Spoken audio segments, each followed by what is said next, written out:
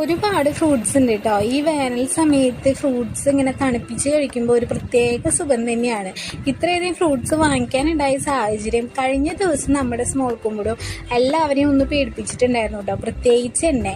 ആൾക്ക് രാവിലെ തൊട്ടൊരു എനക്കക്കുറവ്. രാവിലെ ഒരു 10 മണിക്ക് ആയപ്പോൾ എനിക്കൊരു കിക്ക് കിട്ടിയത്. പിന്നെ 1 മണി വരെ ആൾക്ക് വലിയൊരു എനക്കൊന്നും ഉണ്ടായിരുന്നില്ല കേട്ടോ.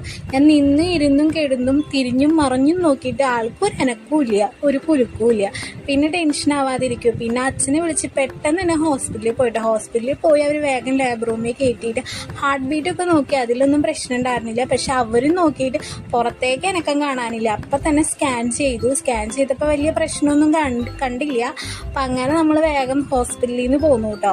ഹോസ്പിറ്റലിൽ നിന്ന് പോകുന്ന വഴി അച്ഛൻ കുറച്ച് ഫ്രൂട്ട്സ് വാങ്ങിച്ചു, നിധിയായിട്ടും കുറച്ചധികം ഫ്രൂട്ട്സ് വാങ്ങിച്ചു കേട്ടോ. ഈ കിവി ഞാൻ ആദ്യമായിട്ട് കഴിക്കുന്നെങ്കിൽ ഡെങ്കിപ്പനി പിടിച്ച് കിടക്കുമ്പോഴാണ് കേട്ടോ. പക്ഷെ അതിനെ ആസ്വദിച്ചൊന്നും കഴിക്കാൻ പറ്റിയില്ല. ഇപ്പം ഞാൻ നന്നായി കഴിക്കുന്നുണ്ട്. ഈ ഫ്രൂട്ട്സ് ഇങ്ങനെ ഉച്ച സമയത്ത് കഴിക്കുമ്പോൾ നല്ലൊരു കൂളിംഗ് ഇഫക്റ്റാണ്.